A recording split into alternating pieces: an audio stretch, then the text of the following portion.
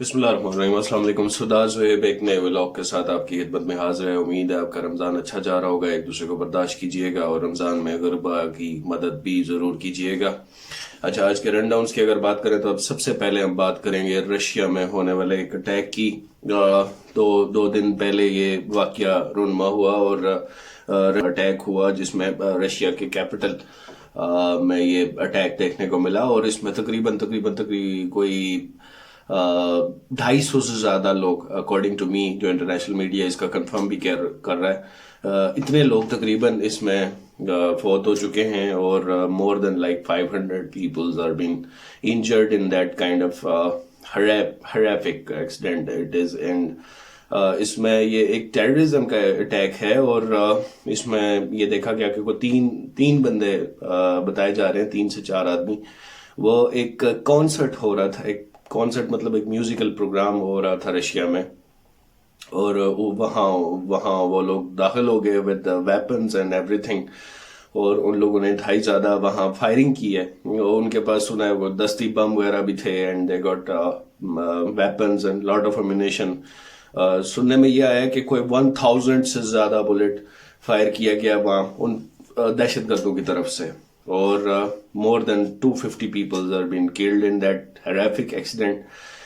अच्छा, और फिर इसका जो बाद का जो नतीजा ये है कि इसमें पहले ही अमेरिका की तरफ से, और ये एक लॉबी है जो इजराइल वगैरह इसकी तरफ से, ये पहले से ये एक प्रोपोगेंडा स्कीम बना दी गई कि ये कोई आईएसआईएस की तरफ से काम है, लेकिन रशिया ने इसको रिग्रेक्ट किया है। रशिया कोई 1 या 2 आदमी आई थिंक इस इंसिडेंट के बाद गिरफ्तार भी हो चुके हैं रशिया में, और प्यूटिन ने इस बात को, वो क्लियरली उन्होंने कहा है कि ये इसमें हमें यूक्रेन का हाथ लगता है और हम इसको सख्ती से निपटेंगे भी। अच्छा, 2004 में किसी तरह का इंसिडेंट रशिया में देखा गया था, कोई स्कूल पे हमला हुआ था, कुछ बच्चे उसमें जख्मी हुए थे और वो एक सिलसिला भी देखने को मिला था। या थोड़ी ग्लोबल पॉलिटिक्स की बात ये करें कि मेरे हिसाब से अभी लाइक आईएसआईएस के बारे में, दागिश जिसको दूसरे लफ्जों में कहा जाता है, वो उसके जो लिंक्स हैं वो पूरी दुनिया में जाके इजराइल से मिलते हैं। नाजरीन, काफ़ी सारे जो इंटरनेशनल इदारे हैं, जरीदे हैं, और इस बात की क्लैरिफिकेशन भी आई है, कुछ जो जिस तरह विकी लीक्स और इस तरह के जो प्लेटफॉर्म्स हैं कि जो इंटरनल जो थिंग्स को बताते हैं, वो उनकी तरफ से भी ये काफ़ी दफ़ा ये इस तरह का मटेरियल पब्लिश किया गया कि ये दाइश आईएसआईएस जो ये तंजीम है, इसकी जो सारी कड़ियाँ मिलती हैं वो इजराइल से मिलती हैं। तो मुझे लगता है कि ये एक रशिया को आई थिंक मुसलमानों के खिलाफ कोई एक उकसाया जा रहा है, या इस तरह का कोई वो एक टारगेटेड ये एक स्कीम लॉन्च की जा रही है ये सर जंग की तरफ जाने की। तो यानी कि रशिया में अगेंस्ट द मुस्लिम इस तरह का कोई रिटेलिएशन सामने आए और यूक्रेन की तरफ से उसकी तवज्जो हट जाए। दूसरी तरफ यूक्रेन ने इसका कॉन्डेम किया, उन्होंने कहा जी कि हम इसमें शामिल नहीं है, और दागिश ने, आईएसआईएस ने इसकी जिम्मेदारी कबूल की है। तो ये एक इंसिडेंट है और ये ग्लोबल पॉलिटिक्स को और स्ट्रेटेजिक जो मामलात हैं उसको काफ़ी हद तक चेंज करेगा। अभी हमें वेट करना पड़ेगा रशिया का, अगर रशिया के इस सिलसिले में क्या एक्ट होगा। पर आई थिंक प्यूटिन एक इंतहाई संजीदा आदमी है और साथ ही साथ वो जारहाना आदमी भी हैं, तो मुझे तो लगता है कि इसका कुछ देर पर नतीजा ज़रूर आएगा। और ग्लोबली मौजूद हैं जो लोग, वो मेरे हिसाब से जिस तरह के नतीजे इसके चाहते थे वो वैसे मेरे हिसाब से नहीं आएंगे, क्योंकि रशिया और चाइना वगैरह ये एक ब्लॉक डिफरेंट सामने आ रहा है और उसको वो अपने हिसाब से देखेंगे, टैकल करेंगे। अभी मजीद इसमें डेवलपमेंट्स होनी बाकी हैं, वो भी इंशाल्लाह आपके साथ शेयर करेंगे। अच्छा, एक और डेवलपमेंट आपके साथ शेयर करें कि एक ख़ास चीज़ ये देखने को मिली कि खान साहब की जो डायलॉग है, बातचीत है सहाफ़ी हजरात से, उसमें काफ़ी खातरख्वाह इजाफा देखने को मिला है। और खान साहब काफ़ी अब अखबार नवीसों को उन्होंने 2 या 3 दफ़ा अपनी बात की उनके साथ, और वो बात आपके सामने रखते चलें कि खान साहब का पहला कहना ये था कि वो चाहते हैं कि एक अदालती कमीशन बने। ये जो रीसेंट इलेक्शन हुए हैं और उस पर जो ہیوی لیول میں ریگنگ دیکھنے کو ملی ہے.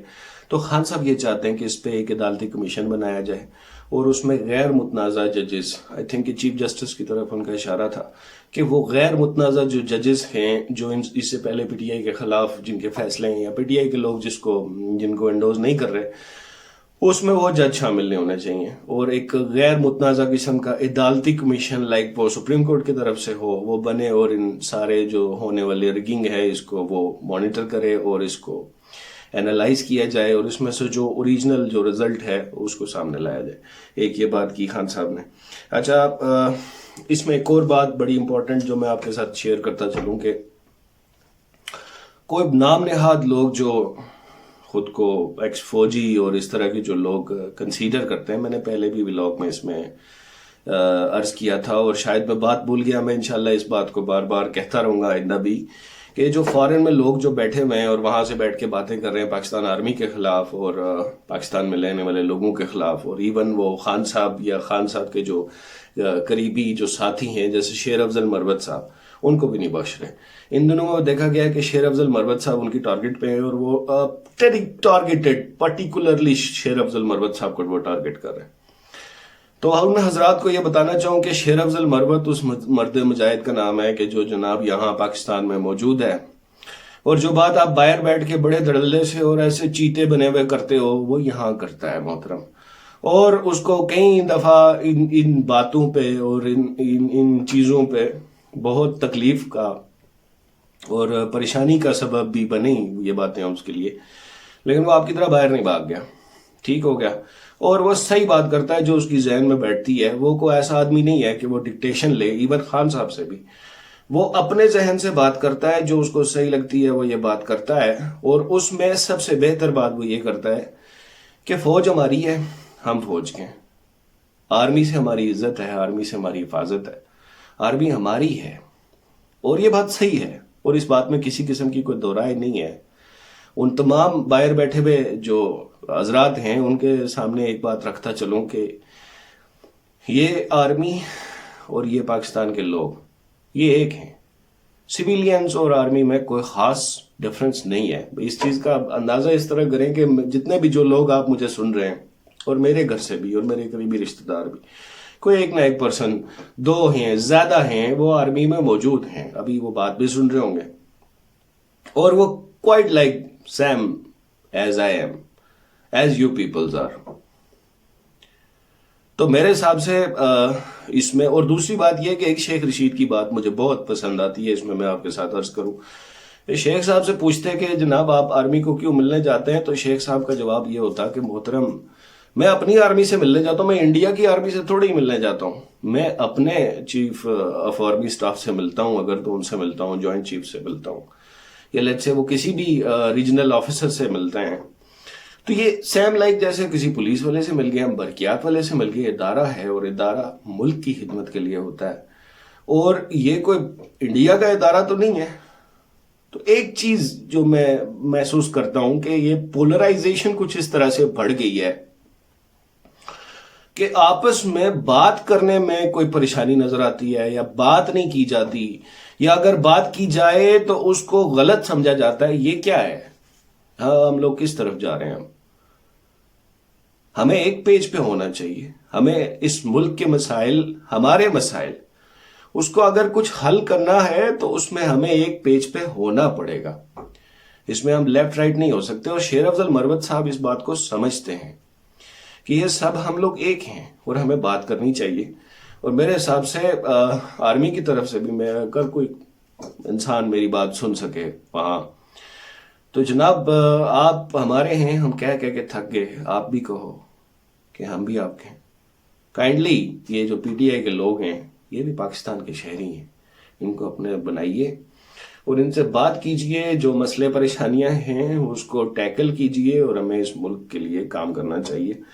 اچھا، ایک اور بات انہوں نے امپورٹنٹ، جو خان صاحب کی بات میں آپ کے ساتھ شیئر کرنا چاہوں، انہوں نے ایک بڑی خاص بات یہ کی کہ یہ جو پاکستان کا معاشی مسئلہ ہے نا، اس میں سب سے امپورٹنٹ جو رول پلے کر سکتے ہیں وہ فورن پاکستانی ہیں. جو یہاں سے جو لوگ فورن میں پوری دنیا میں، خاص کر کے اسٹیبل ملکوں میں جیسے امریکہ میں، کینیڈا میں لوگ اور EU میں بہت سارے پاکستانی ہیں، یورپی یونین میں اور بھی اچھے اسٹیبل ملکوں میں، سعودیہ میں، دبئی میں، یہ وہ مسئلہ حل کر سکتے ہیں اور بالکل کر سکتے ہیں، کر بھی رہے ہیں.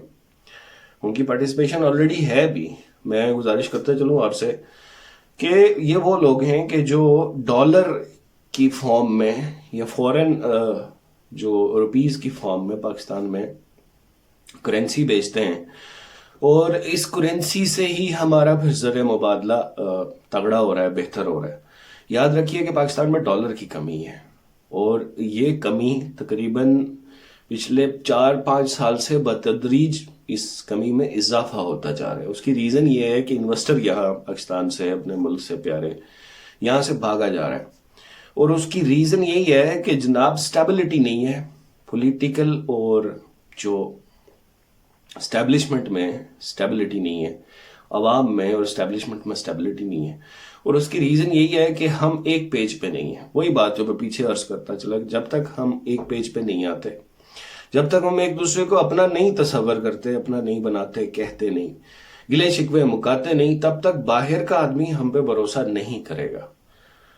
پوری دنیا میں جو سرمایہ کار ہیں انہیں ایک سٹیبل کنٹری پلس سستا کنٹری چاہیے. وہاں وہ سب لوگ یہ چاہتے ہیں، جتنے بھی انویسٹرز ہیں، ان کا کوئی ملک نہیں ہوتا، انویسٹرز کا کوئی ملک نہیں ہوتا. وہ بس اس ملک کو پسند کرتے ہیں کہ جس ملک میں انہیں مزدوری کم دینی پڑے، افراط زر زیادہ ہو، لوگ زیادہ ہوں، تھوڑے پیسے لے کے کام کر سکیں اور ان کا بھی نظام چلے، پروڈکٹ بنائیں، پوری دنیا میں بیچیں.